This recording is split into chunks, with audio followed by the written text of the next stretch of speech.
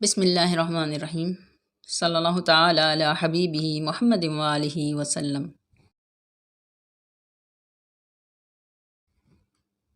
انما یرید اللہ لیذھب عنکم الرجس اہل البیت ویطہرکم تطہیرا۔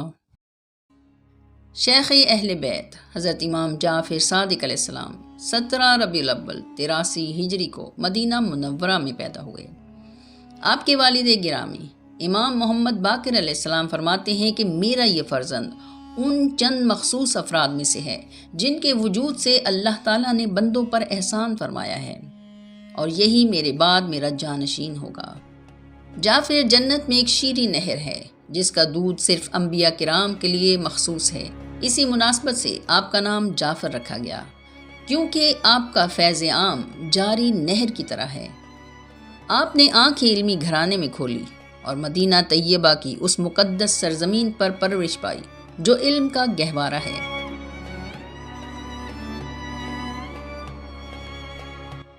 14 برس کی عمر تک آپ نے اپنے دادا حضرت امام زین العابدین علیہ السلام سے علمی تربیت حاصل کی، اور اپنے والد حضرت امام محمد باقر علیہ السلام کی زندگی ہی میں ان کی درسگاہ میں تدریس کے فرائض بھی انجام دیتے رہے۔ اس درسگاہ میں ہر شخص کو علم سیکھنے کی اجازت تھی، اور آپ کا یہ مدرسہ اس دور کی بہت بڑی یونیورسٹی کا درجہ رکھتا تھا۔ اس یونیورسٹی میں بیک وقت 4000 طالب علم مختلف علاقوں سے آ کر تعلیم حاصل کرتے تھے۔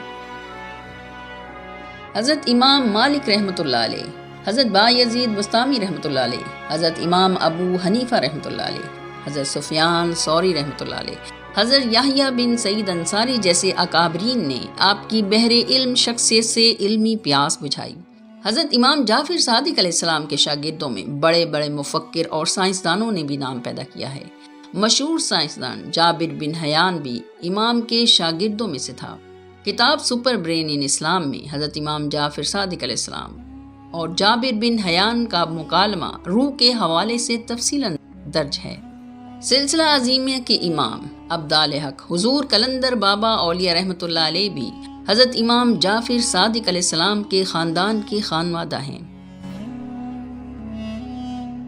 یہ بات بھی قابل ذکر ہے کہ حضرت امام احمد بن حنبل حضرت امام شافعی کے شاگرد تھے، اور حضرت امام شافعی براہ راست حضرت امام موسیٰ کاظم علیہ السلام کے شاگرد تھے۔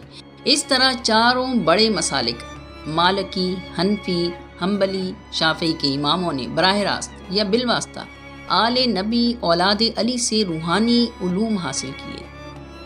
روایت ہے کہ ایک مرتبہ امام جعفر صادق علیہ السلام نے لوگوں سے فرمایا کہ میرے دنیا سے جانے سے پہلے مجھ سے اپنے دینی مسائل معلوم کر لو، میرے بعد تمہیں اس جیسی حدیثیں کوئی نہیں سنائے گا جو میں سنا رہا ہوں۔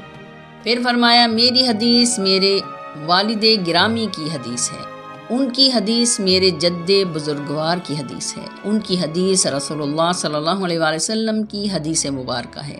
پھر فرمایا ہم تمہارے لیے رسول اللہ صلی اللہ علیہ وآلہ وسلم کی حدیث بیان کرتے ہیں، جنہیں ہم اس طرح ذخیرہ رکھتے ہیں جس طرح لوگ سونا اور چاندی کو ذخیرہ رکھتے ہیں۔ روایت ہے کہ کوفہ کے ایک شخص نے غصے میں اپنی بیوی کو طلاق دے دی، پھر بہت پریشان ہوا کہ اب کیا کروں۔ کسی نے مشورہ دیا کہ مدینہ چلے جاؤ، وہاں یہ مسئلہ حل ہو جائے گا۔ وہ شخص مدینہ کی طرف چل پڑا، مدینہ کے حکمران سے ملا اور اپنا مسئلہ بیان کیا۔ اس نے کہا علماء سے پوچھ کر کل بتاؤں گا۔ وہ شخص دربار سے نکلا تو ایک شخص ملا، اس کے چہرے پر پریشانی دیکھ کر وہ بولا امام اہل بیت جعفر صادق سے ملو۔ کوفہ سے آئے ہوئے شخص نے حضرت امام جعفر صادق سے ملاقات کی بہت کوشش کی، مگر ملاقات نہ ہو سکی کیونکہ امام ان دنوں نظر بند تھے۔ وہ شخص مایوس ہو کر واپسی کے ارادے سے چلا، مگر آدھے راستے سے پھر پلٹ آیا اور سوچا ایک بار پھر ملاقات کی کوشش کرنی چاہیے۔ مدینہ واپس آ کر امام سے ملنے کی کوششیں شروع کر دیں۔ ایک سبزی فروش روزانہ امام جعفر صادق کی گلی میں جا کر سبزی امام کے گھر پہنچایا کرتا تھا۔ اس شخص نے سبزی فروش سے بات کی، آخر بہت منت سماجت کے بعد سبزی فروش نے اپنے کپڑے اور سبزی اس شخص کو دے دی، اور وہ شخص سبزی فروش بن کر امام کی گلی میں داخل ہو گیا۔ آواز لگائی۔ امام کے غلام نے باہر نکل کر اسے آواز دی اور کہا، کل والی سبزی بہت خراب تھی، اندر آ کر تازہ سبزی دو۔ وہ شخص اندر چلا گیا، امام کے قریب جا کر سلام کیا اور سبزی زمین پر رکھ دی۔ امام جعفر صادق کے چہرے مبارک پر اس کی نظر پڑی تو دل کی دنیا روشن ہو گئی۔ امام نے قریب آ کر اس کے کان میں فرمایا، طلاق نہیں ہوئی، جاؤ، خوش رہو۔ امام نے فرمایا، ایک نشست میں 2 عاقل بالغ گواہوں کے بغیر 1000 بار بھی طلاق کہنے سے طلاق نہیں ہوتی۔ اگر 2 عاقل بالغ گواہ موجود ہوں تو پھر 1 شمار ہوگی۔ وہ شخص مطمئن ہو گیا اور عرض کیا، حضور، میں تو مایوس ہو کر واپس جا رہا تھا، پھر میں آدھے راستے سے واپس کیوں آیا؟ امام نے فرمایا، اپنی ماں کو دعا دو، اگر وہ ایک غلط کام کے لیے جاتے ہوئے آدھے راستے سے واپس نہ آتی تو تم بھی نہ آتے۔ روایت ہے کہ ایک بار عباسی خلیفہ منصور نے امام جعفر صادق سے کہا، رسول اللہ صلی اللہ علیہ وسلم کے معاملے میں ہم اور تم برابر ہیں، تمہیں کون سی فضیلت حاصل ہے؟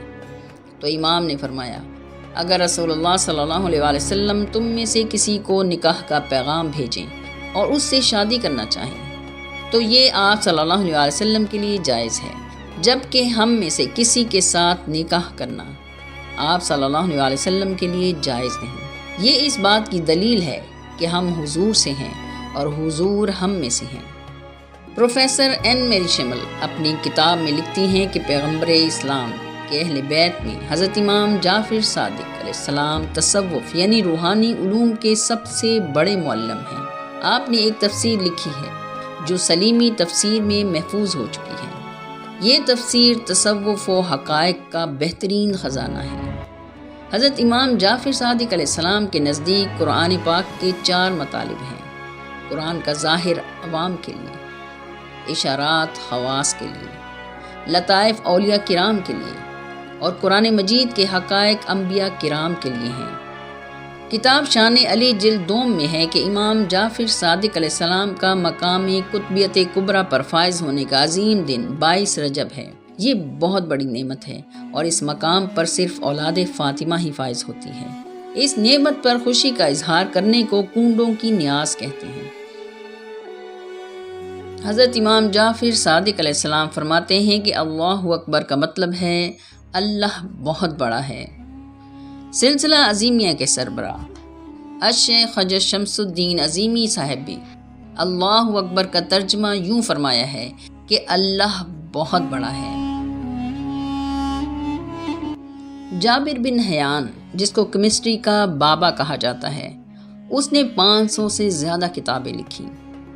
کسی نے اس سے پوچھا، تم نے کیمسٹری کا علم کہاں سے حاصل کیا؟ تو اس نے جواب دیا، کچھ عرصہ امام جعفر صادق علیہ السلام کے قدموں میں بیٹھا ہوں۔ ایک مرتبہ آپ نے فرمایا، حضرت سلیمان علیہ السلام کے شاگرد آصف بن برخیہ کے پاس ایک اسم اعظم تھا۔ اس نے ملکہ بلقیس کا تخت پلک جھپکنے سے پہلے لا دیا۔ ہمارے پاس 72 حروف ہیں اسم اعظم کے۔ اسم اعظم کے کل حروف 73 ہیں، ایک اللہ تعالیٰ نے اپنے پاس رکھا ہے۔ آپ فرمایا کرتے تھے، یتیم وہ نہیں جس کا باپ مر جائے، بلکہ جس کے پاس نہ علم ہو نہ ادب ہو، اس سے بڑا یتیم کوئی نہیں۔